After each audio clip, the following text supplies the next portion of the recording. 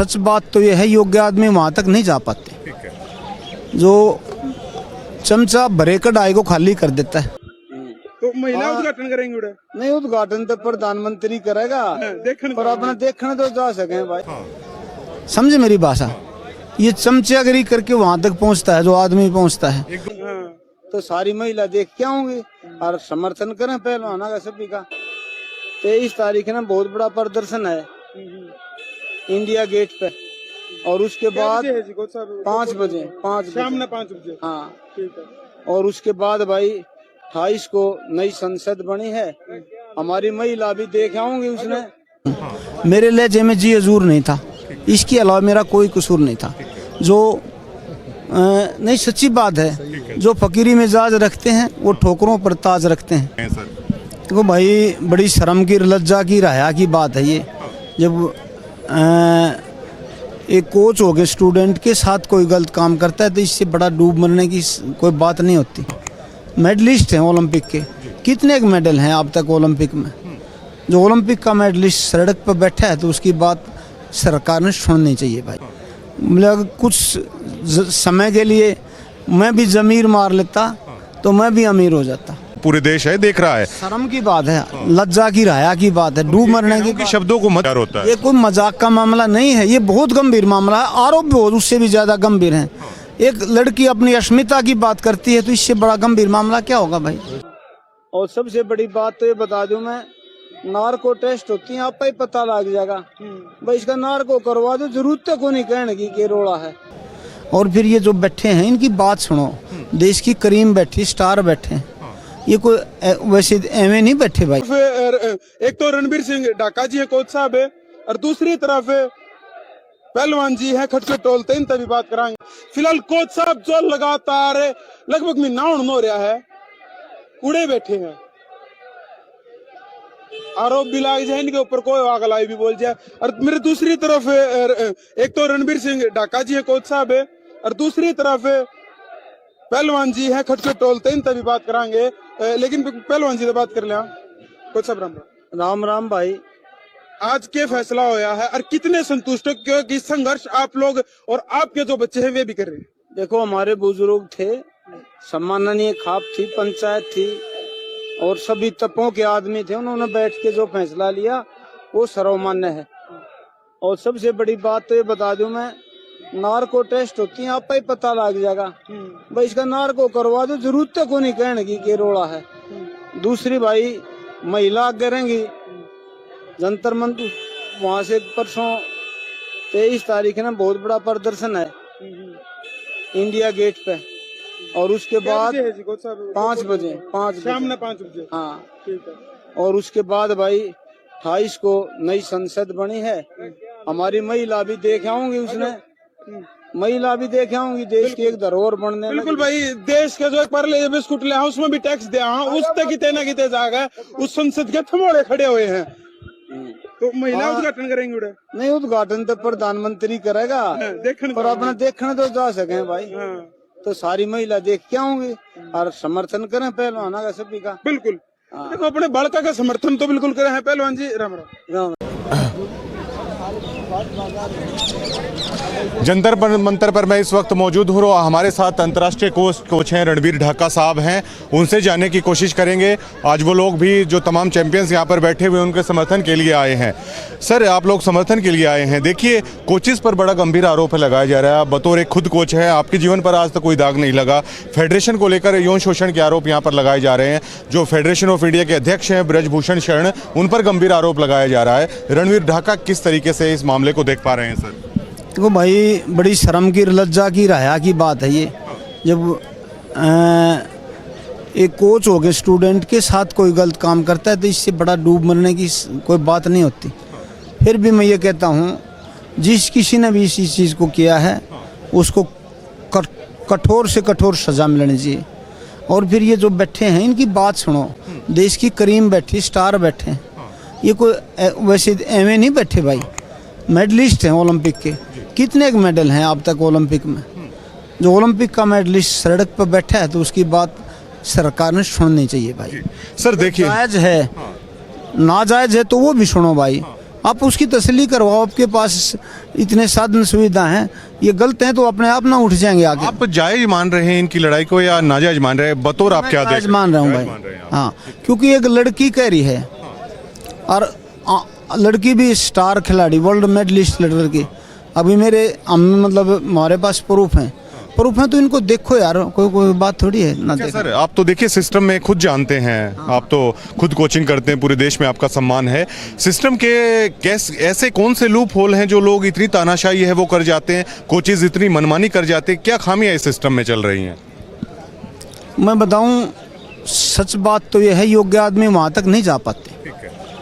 जो चमचा भरे कढ़ाई को खाली कर देता है, समझे मेरी भाषा, ये चमचागिरी करके वहाँ तक पहुँचता है जो आदमी पहुँचता है। एक दो लोगों के नाम बताएं? नहीं, नाम नहीं बताऊंगा मैं।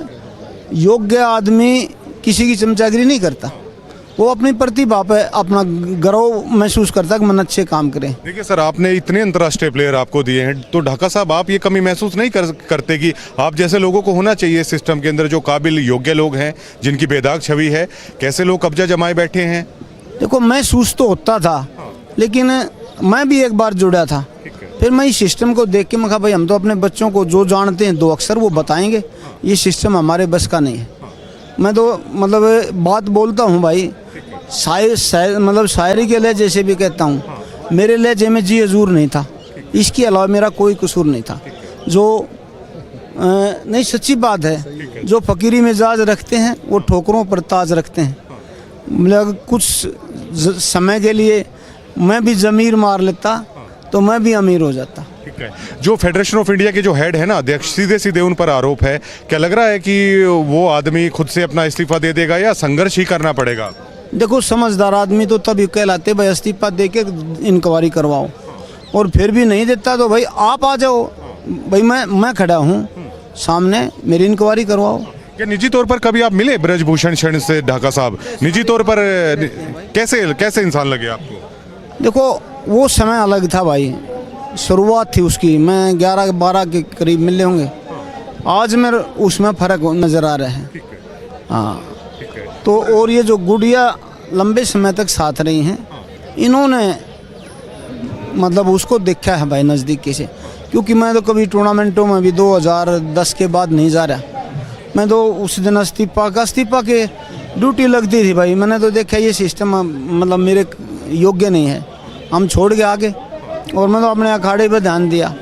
हम बच्चों पे ध्यान देंगे भाई, इनको देश के लिए हम तैयार करेंगे, बस हमने और कोई ज़रूरत नहीं। एज ए कोच कितना दुख आपको हो रहा है? क्योंकि सर आप तो अच्छे से समझ सकते हैं कि पेरिस ओलंपिक वो एशियाड हो, वर्ल्ड चैंपियनशिप पास में है, ये सड़कों पर प्रैक्टिस नहीं करेंगे तो कैसे मेडल देश के लिए आएगा? बूढ़े आदमी का अगर तो एक टाइम की प्रैक्टिस 7 दिन को ख़राब करती है।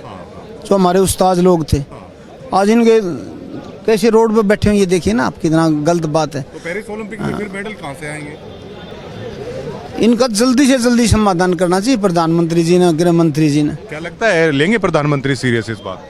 देखो, मुझे ऐसा लगता नहीं सीरियस लेंगे भाई, क्योंकि पता ना ये तंत्र ढीला है या उनको समझ ढीली, हमें तो ये कह सकते हैं भाई। फेडरेशन को नीचे से ऊपर तक बदलने की, पूरी तरीके से बदलने की जरूरत है सर।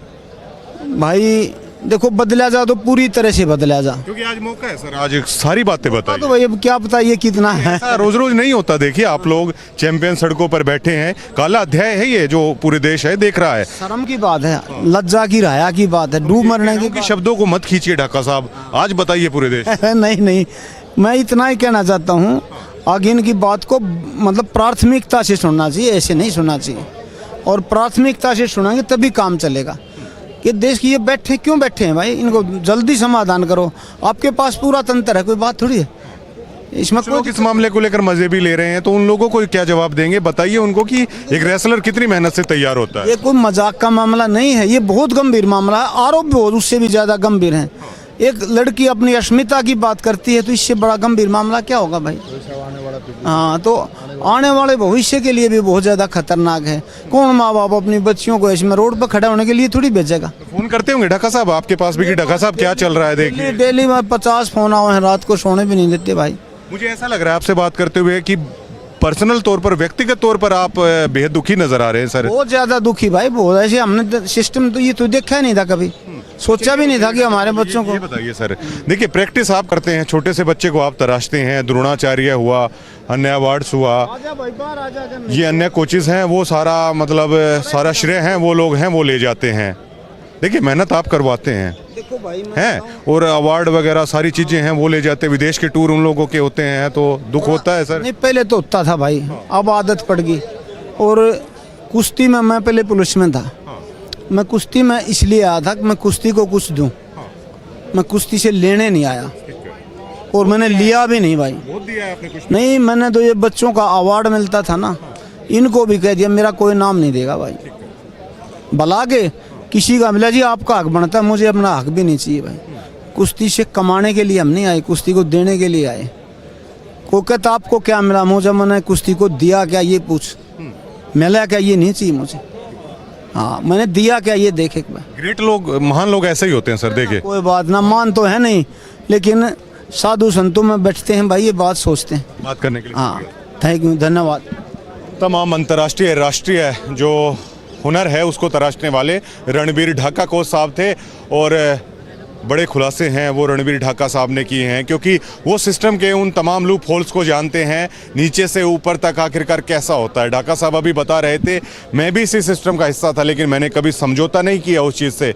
एक शेर भी उन्होंने सुनाया, अगर समझौता कर लेता तो पता नहीं कहाँ पे होता। तो उन्होंने कहा जब मैंने सिस्टम की खामियां देखी ना, तो मैं रह नहीं पाया वहाँ पे, उस सिस्टम से खुद को है वो अलग कर दिया। लेकिन सभी की बातों से लग रहा है कि ये काफ़ी समय से, काफ़ी लंबी प्रक्रिया है जो यहाँ से चल रही थी, और आज जंतर मंतर से पूरे देश के सामने वही बातें हैं वो निकल के आ रही हैं कि कुश्ती जगत में आखिर एक ऐसा कीड़ा जो बिल्कुल घुन की तरह है वो कुश्ती जगत को खाए जा रहा था, जो एक दिन निकलकर सामने आना ही आना था, और पूरा विस्फोट है वो इस मामले ने किया है। और नित नए नए खुलासे हैं इस मामले को लेकर हैं वो आते जा रहे हैं। जो भी अंतर्राष्ट्रीय पहलवान हैं या अंतर्राष्ट्रीय कोचेज हैं वो लगातार उस मामले को उजागर कर रहे हैं। रणबीर ढाका साहब ने कहा कि जो रेसलिंग फेडरेशन ऑफ इंडिया के अध्यक्ष है ब्रजभूषण शरण, मैं मानता था पहले वो ठीक है, लेकिन अब वो मानते कि निजी तौर पर जब उनसे मुलाकात की तो फर्क था उनकी बातों में। कि आने वाली 23 मई को हमें इस प्रोटेस्ट का पूरा 1 महीना हो जाएगा, लेकिन अभी तक कुछ हल नहीं हुआ इस चीज़ में। 23 मई को इसी के मद्देनज़र हम